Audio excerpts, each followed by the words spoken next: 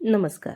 मी चारू आणि आज मी तुम्हाला घेऊन जाणार आहे एक अशा कथेत जिथे प्रेम आहे पण वेदना जास्त. विश्वास आहे पण त्याहून खोल फसवणूक आणि एक आग जी प्रत्येक नात्याला, प्रत्येक भावनेला जाळून टाकते. ही आहे अग्नीर. अग्नीच्या तपातून जन्मलेल्या आणि सत्याच्या प्रकाशात उजळणारी कहाणी. चला सुरुवात करूया.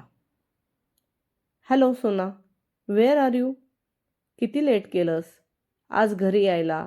बेबी तुझी केव्हाची वाट बघतोय. तू, सॉरी डार्लिंग, आज एका ठिकाणी जाणं अर्जंट होतं म्हणून, नाहीतर आजच्या दिवशी मी गेलीच नसते. सोना, काही अडचण आहे का? भुवन म्हणत होता सध्या टेन्शनमध्ये असतेस. तो, अडचण तर होती पण आता मी ती सॉल्व केली आहे. सोना,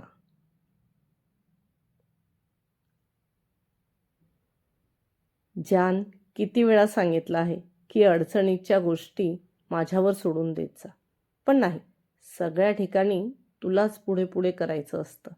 एखाद्या दिवशी जीव घेशील माझा. तो, तुझा जीव तुझ्याकडे आहेच कुठे? तो पहिलेच माझा झालाय, त्यामुळे नो टेन्शन. सोना, जान, कधी एकदा तुला मी माझ्या मिठीत घेतो असं झालंय, ये ना लवकर. तो, अरे हो, एवढा उतावळापणा बरा नाही. सब्र करो जाने मन, सब्र का फल मीठा होता है. सोना, बस, आता अजून नाही.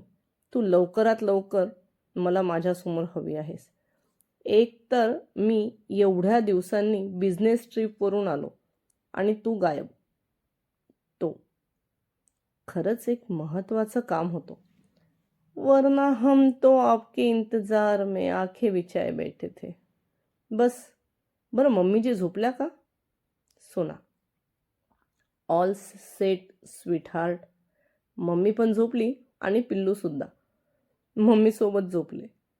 आता फक्त तू आणि मी.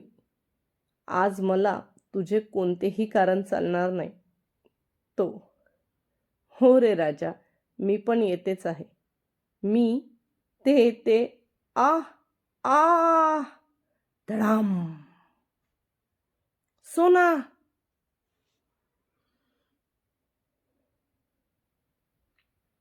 सोना,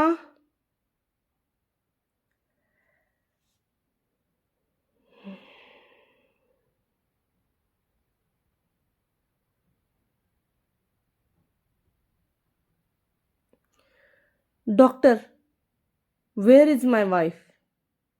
तो, see mister Rathod, they are bleeding profusely from a massive blow to the head. They are running out of time. Doctor, no, no, do something doctor, do something. हवं तर बाहेरून मोठ्यात मोठी डॉक्टरची टीम बोलवा, पण तिला काही झाले नाही पाहिजे. तो, हे पहा, तुम्ही हवे तर त्यांचे केस पेपर दाखवू शकता, पण खरंच त्यांच्याकडे वेळ कमी आहे. प्लीज त्यांना ओटीत जाऊन भेटा. डॉक्टर, सोना, तू मला वचन दिले होते, तू मला अर्ध्यावर सोडून नाही जाऊ शकत. कमीत कमी आपल्या बेबीचा तर विचार कर. तो तिच्या हातात हात घेऊन डोळ्यात अश्रू आणत म्हणाला, मी मी मला मला माहीत आहे माझ्याजवळ वेळ फार कमी आहे. प्लीज प्लीज वचन द्या, बेबीची काळजी घ्याल. सोनाला बोलतानाही त्रास होत असल्याने ती अडखळत बोलत होती. तुला काहीच होणार नाही, मी तुला काही होऊ देणार नाही. तू मला सोडून नाही जाऊ शकत. प्लीज, आय बेग यू, मला सोडून जाऊ नकोस. त्याने तिला आपल्या छातीशी कवटाळून घेतले आणि रडू लागला. मला मला एक वचन द्या. माझ्यानंतर तुम्ही दुसरे लग्न करणार आणि प्लीज. आता तिचा श्वास गुदमरत होता. तरी देखील त्याच्या काळजीने ती बोलत होती. मी तुझ्याशिवाय जगण्याचा सुद्धा विचार करू शकत नाही. मला असे अडकवून जाऊ नकोस. तो नकारात मान हलवत रडत तिला विनवू लागला. प्लीज मला वचन द्या. तुम्ही तुमच्यासाठी बायको आणि पिल्लूसाठी आई आणाल. हीच आपली शेवटची वेळ आता केव्हाही येऊ शकते हे जाणून ती त्याला वचनात अडकवू पाहत होती. तिला तिच्यानंतर त्याची आणि तिच्या बाळाची काळजी होती. ठीक आहे, तू म्हणतेस तसंच होईल. आता बोलू नकोस. नको जास्त. थांब, मी डॉक्टरांना बोलवतो. तो उठून डॉक्टरांना बोलवायला बेल वाजवत होता की तिने त्याचा हात पकडून त्याला थांबवलं. मी ऐकले.